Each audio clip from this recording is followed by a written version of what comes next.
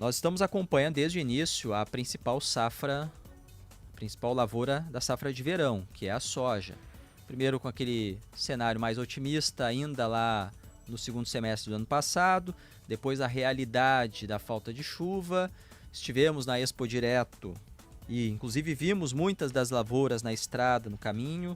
Lá em Não Me Toque, a Emater fez uma nova projeção de quebra de 31% em relação à safra que se tinha projetada inicialmente, com mais de 14 milhões de toneladas, mesmo assim, de colheita para este ano. E hoje tem a abertura oficial da colheita de soja no Rio Grande do Sul, às 3 horas da tarde, em Tupanciretã. E nós vamos agora tratar um pouco sobre o cenário neste momento. Os últimos dias têm sido de chuva em algumas regiões, outras com tempo muito seco, muito calor ainda nesse início de outono. Assistente técnico em culturas da Emater, Alencar Ruggeri, bem-vindo, bom dia.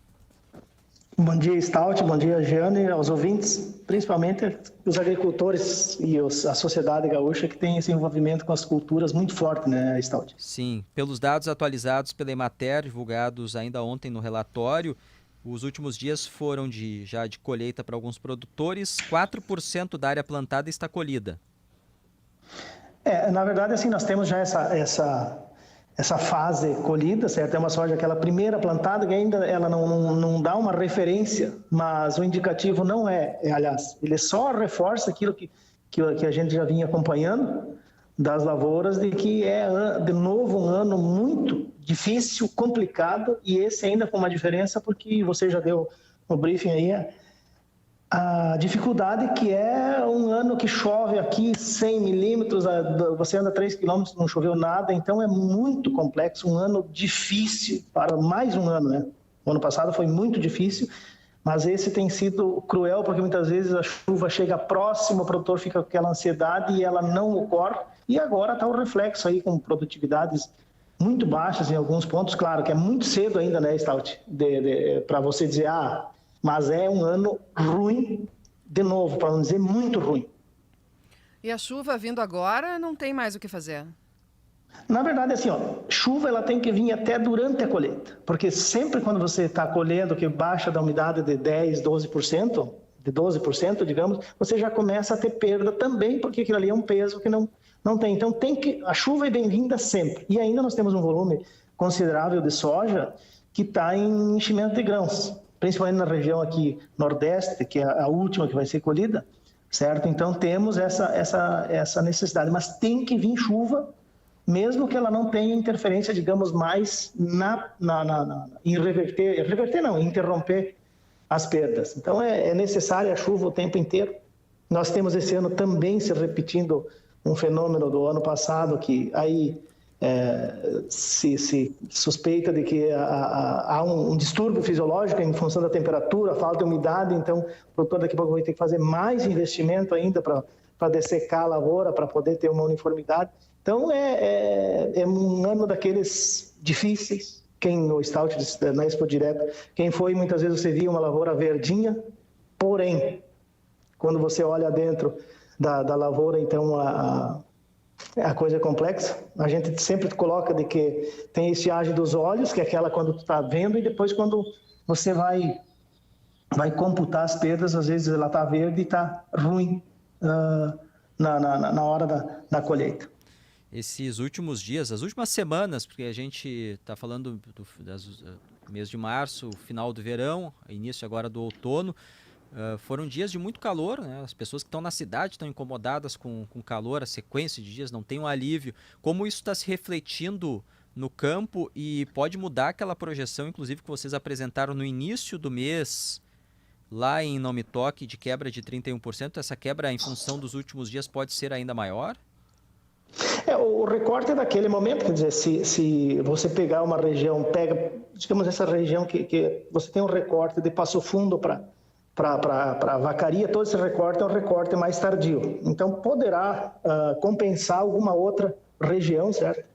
Que tenha perdas já consolidadas. Porque aquilo que foi colocado lá era uma questão consolidada. Agora, se continuar e persistir essa dificuldade hídrica que a gente tem, com certeza você vai ter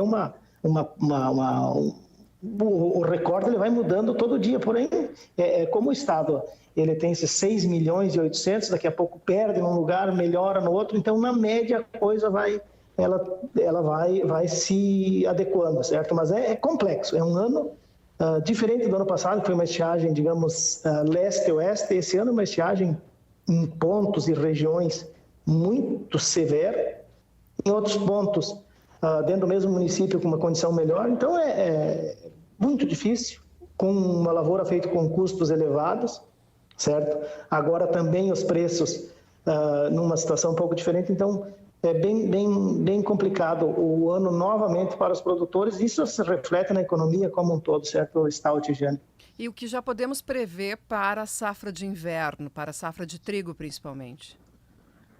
Na verdade, sim, o cenário, o produtor sempre vai buscar, na próxima alternativa, quer dizer, na próxima oportunidade, buscar tirar o prejuízo que ele teve na cultura. Então, nós temos essa possibilidade. Ano passado, o trigo foi muito bem, nós tínhamos um ano de laninha, certo? Agora está se terminando esse ciclo da laninha, então o produtor está bem assim, interessado. A sensação que eu tenho é de que, nesse momento, é sensação apenas, certo? Não temos um levantamento mais efetivo, mas a gente conversa diariamente com os produtores. Você percebe, sim, a tendência de termos uma bela, uma área de trigo, de aveia, de cevada, certo? Todas essas culturas de inverno, até porque o produtor ele precisa ter no sistema de produção, quer dizer, não é a safra de soja. O que nós temos é um sistema de produção que tem soja, milho, e isso você percebe ano a ano, o produtor se profissionalizando, e aí ele se profissionalizando, ele vai tendo um sistema de produção organizado, onde ele já tem um planejamento mais adequado. Então, assim, o tripé, gestão, planejamento e profissionalismo, ele dá a segurança de que sim, teremos de novo uma boa área de trigo e, quiçá, uma safra muito boa também, para que os produtores possam ter uma condição econômica de poder fazer a gestão da propriedade de forma adequada. A abertura da colheita da safra de soja lá em Tupeciretã, historicamente em função do município ser o maior produtor em área? Na verdade, hoje é um dos maiores produtores de área, quer dizer, nós estamos indo lá para a região de Dom Pedrito, aquela região mais ao sul, que está ampliando bastante a área, certo? Mas ainda tem a região de Tupã ali, é uma grande região produtora, mas o eixo, digamos, de maior município deverá estar se deslocando lá para a região sul lá do estado. Curioso, pode ser o quê? Dom Pedrito no futuro? O município maior produtor de soja do estado? Olha, eu faço gosto. A Gélia tem raízes em Dom Pedrito. As raízes são de Dom Pedrito. Então eu tenho que ser afirmativo quando for, mas até acredito que deverá já se consolidar esse ano. Nos levantamentos agora deverá ser a consolidação desse novo formato. Curiosa essa informação, porque a campanha historicamente é a área de produção de gado. E de arroz, né? De arroz, Dom gado. Pedrito tem bastante arroz. Mas e em relação às estiagens, né? Nós tivemos aí nos últimos 4 anos 3 estiagens, 2 consecutivas. A previsão é de que elas continuem com essa frequência, tão próximas uma da outra? Vendo assim, isso é uma coisa que se você olhar ao longo da história do estado, nós temos esses cenários, certo? Você pega aí em 100 anos que tem os modelos, mais de 100 anos de distribuição das chuvas, você tem... Agora, claro que a gente... é muito difícil quando você passa 1, 2, 3 anos com dificuldade, certo? Então, é preocupante, e claro que nós sempre no estado vamos ter alguma dificuldade pontual, em 6 milhões e meio de hectares de soja, certo? Em algum ponto nós vamos ter dificuldade. O problema é que as nossas dificuldades, nesses últimos anos, elas têm sido muito além de ponto, quer dizer, é região, é macro-região, então isso dá um desânimo. Mas eu tenho a esperança e a convicção de que esse ciclo deu uma aliviada agora e nós possamos ter aquelas voltas de um ano dentro de uma certa normalidade, que é raros os anos ao longo da história que você vê que tenha uma sequência. Só que daí entra toda a questão de mudança climática, mas aí sai da seara agronômica assim, entra numa seara bem mais científica, que precisa ser avaliada ao longo de 20, 30 anos para se ter uma relação mais clara. Alencar Ruggeri, assistente técnico em culturas da Emater, muito obrigado pela atenção, bom dia. Nós que agradecemos e esperamos uma outra oportunidade, né, Estado, de falar de boas notícias, quiçá, para o Estado e para os nossos agricultores. Esperamos, um abraço.